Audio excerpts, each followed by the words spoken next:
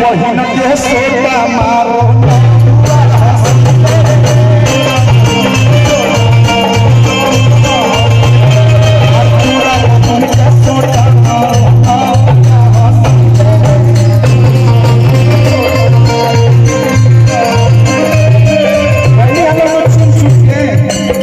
जनता के तो हम हथिया हथिया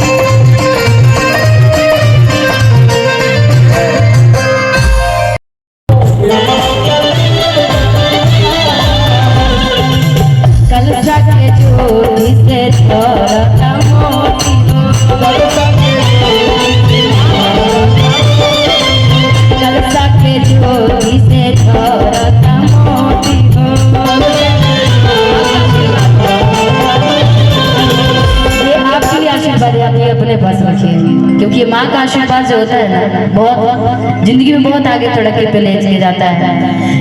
कलसा के ज्योति से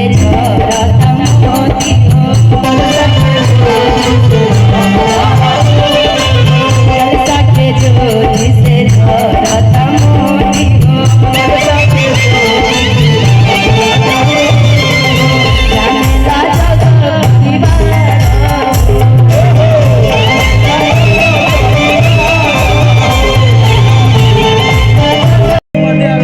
अच्छा आज बर्थडे भी है क्या? अच्छा केक भी काटा जाएगा, बर्थडे मनेगा।